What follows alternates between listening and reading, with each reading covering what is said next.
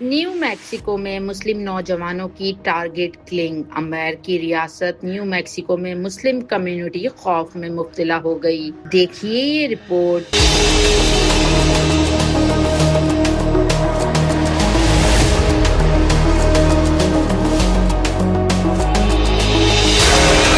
ایک ہی شہر میں مسلم نوجوانوں کی ٹارگٹ کلنگ کے مسلسل واقعات نے تشویش کی لہر دوڑا دی ہے۔ تازہ واقعے میں 27 سالہ نعیم حسین کو شہر البیرکی کے ایک پارکنگ ایریا میں گولیاں مار کر قتل کر دیا گیا۔ رپورٹس کے مطابق نعیم حسین اپنے دو پاکستانی نژاد جاننے والوں محمد افضال حسین اور آفتاب حسین کی تدفین سے واپس آئے تھے، جنہیں گزشتہ ماہ تقریباً ایک ہفتے سے فرق سے قتل کیا گیا تھا۔ محمد افضال حسین نیو میکسیکو میں پلاننگ اور لینڈ ڈائریکٹر کے عہدے پر بھی فائز رہ چکے تھے، جبکہ دونوں ایک ہی مسجد میں نماز ادا کرتے تھے اور ایک دوسرے کو جانتے تھے۔ ان دو پاکستانیوں کے قتل کے بعد ایک اور مسلم نوجوان کی گولی لگی لاش ایک اپارٹمنٹ سے برآمد ہوئی۔ اگرچہ اس نوجوان کی شناخت ظاہر نہیں کی گئی، تاہم پولیس کے مطابق یہ واقعہ بھی پہلے ہونے والے قتلوں سے منسلک ہو سکتا ہے، اور اب نعیم حسین کا قتل۔ یوں ایک ہی شہر میں 4 مسلم نوجوانوں کی ہلاکت کے 4 واقعات سامنے آ چکے ہیں۔ مسلسل قتل کی ان وارداتوں نے مسلم کمیونٹی میں خوف اور بے چینی کی فضا پیدا کر دی ہے،